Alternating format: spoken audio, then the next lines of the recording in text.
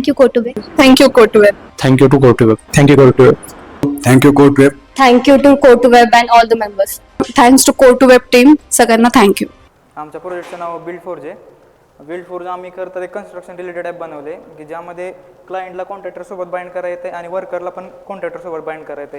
यातलं main motive तर असंच आहे की वर्कर जे आपण बघतो पुण्यामध्ये खूप सारे असे मेन चौकामध्ये वर्कर उभे असतात जे सकाळी ज्यांना काम नसलं जे तिथं डेली वेजेससाठी उभे असतात. हां मजूर अड्डा तिथे. मग त्या वर्कर्सला आदल्या दिवशीच काहीतरी काम असावं किंवा काहीतरी मिळावं त्यासाठी ॲप बनवलेलं आहे. म्हणजे की त्यांना एक फॉर्म फिल करायला लागेल फक्त आणि त्यामुळे ते एखाद्या कॉन्ट्रॅक्टरसोबत बाइंड होतील. कारण कन्स्ट्रक्शन रिलेटेड ॲपवर म्हणजे जे कन्स्ट्रक्शनचं प्लॅटफॉर्म आहे तिथं काही ना काहीतरी काम मिळूनच जातं त्यांना आणि वर्कर्सची तशी बी खूप कमी राहते कन्स्ट्रक्शन साईटला. तर आम्ही त्यासाठी असं एक बनवलेलं आहे ॲप की जे वर्कर्सला पण कॉन्ट्रॅक्टरसोबत बाइंड करेल आणि क्लायंटला पण कॉन्ट्रॅक्टरसोबत बाइंड करेल. तर हा आमचा पहिला क्लायंटचा डॅशबोर्ड आहे जो विकी एक्सप्लेन करेल. त्यामध्ये आपण प्रोजेक्ट करणार आहे. त्यामध्ये स्टार्ट प्रोजेक्ट करा.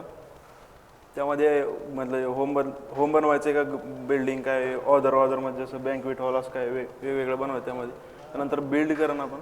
नंतर कॉन्ट्रॅक्ट बेस मटेरियल बेस काय करायचं त्यानंतर कॉन्ट्रॅक्ट बेस सिलेक्ट करू शकतो. त्यानंतर हा फॉर्म जनरेट होतो. आपण जे मागे सिलेक्ट केले ते वरी दिसतं. त्यानंतर प्रोजेक्टचं नाव आपलं काय त्यानंतर कॉन्टॅक्ट नंबर क्लायंटचा त्यानंतर लोकेशन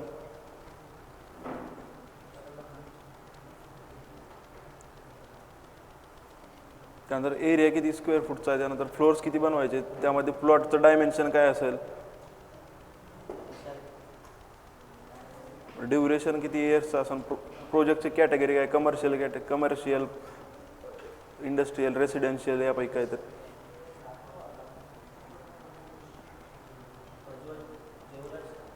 एस्टिमेशन बजेटमध्ये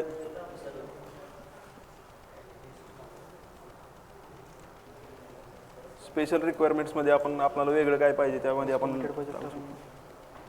इथं बजेट आपण ठरवू शकतो. इथं बजेटमध्ये की बाबा आपल्याला कितीपर्यंत घर बांधायचे आणि इथं वेजेसमध्ये किंवा काय लोकांना घर दिवसाच्या हाजरीवर बी बनवायला लागतं की बाबा आज जेवढे पैसे दिले तेवढंच काम होणार. कारण लोकांकडे कधी ॲट अ टाईम पैसे नसतात. शेतकरी लोक त्यांना कधी अचानक पैसे लागले काय लागले तर हा फॉर्म इथून सबमिट झाला आहे. आता कॉन्ट्रॅक्टरच्या डॅशबोर्डला येईल. इथं आपण कॉन्ट्रॅक्टरचं बी एक सेक्शन बनवून ठेवलं आहे असं पण इथं की जिथून फेच होऊ शकतं की जे रिअल टाईम फायर बेसवरून सर्च करतं कॉन्ट्रॅक्टर. हा आता आपला पुढचा कॉन्ट्रॅक्टरचा डॅशबोर्ड आहे. हा आपला कॉन्ट्रॅक्टरचा डॅशबोर्ड आहे आणि इथं आपण दोन टाईपचे रिक्वेस्ट ठेवले. ते क्लायंटचे रिक्वेस्ट आणि एक वर्करचे रिक्वेस्ट.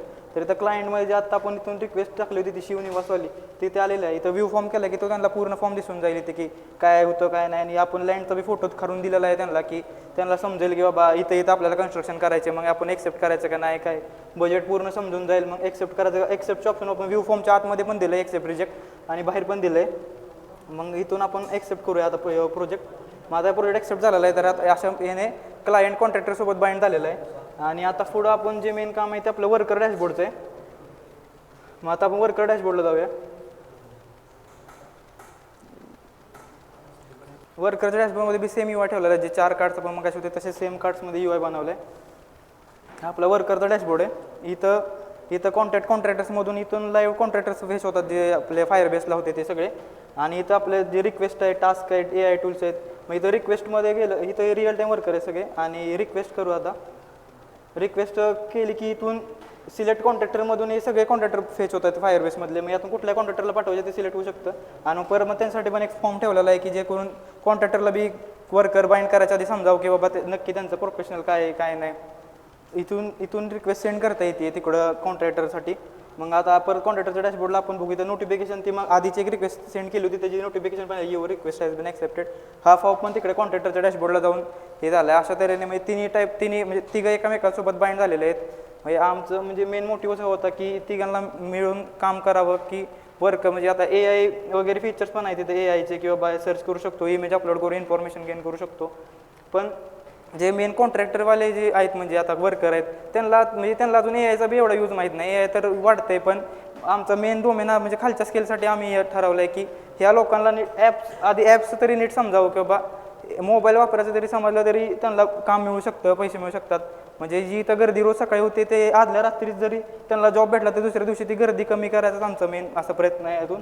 आणि ते अबाउट पेज आहे आता आणि थँक्यू.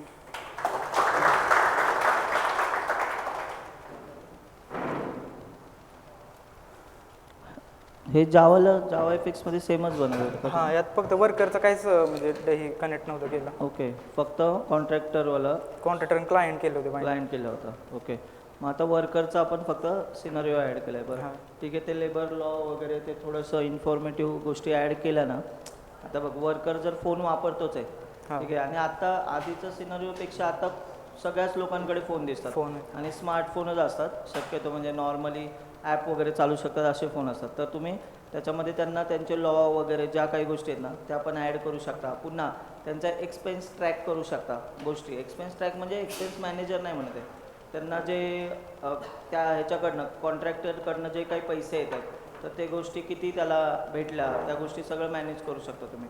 प्लस अजून एक बिझनेस मॉडेल सांगायला तर तुम्ही असं बोलू शकता की जे कॉन्ट्रॅक्टर आहेत ना त्यांच्याकडनं तुम्ही सबस्क्रिप्शन चार्ज करा, वर्करकडनं नाही. म्हणजे आलं का लक्षात? तर तो एक कम्प्लीट पाथ होतो. कारण आपण ॲप बनवतो ना तेव्हा आपल्याकडे लक्षात हेच असलं पाहिजे की हे ॲप्लिकेशन जर डिप्लॉय केलं, हा एक फक्त नेक्स्ट स्टेपचा विचार करून ठेवायचा. तर मग जर वापरतील लोक तर आपलं ॲप चालणार कसं? तर यासाठी बिझनेस मॉडेल लागतं ना, कंपनीचा काहीतरी विचार लागतो. तर ते सांगायचं की क्लायंटला किंवा कस्टमर जे कोणी क्लायंट किंवा बिल्डर वगैरे जे लोक आहेत कॉन्ट्रॅक्टर त्यांच्यासाठी आम्ही सबस्क्रिप्शन देऊ, वर्कर लोकांना फ्रीच असेल ॲप्लिकेशन असं. आणि ते ॲड केलं ना ॲक्च्युली तर बेस्ट राहील.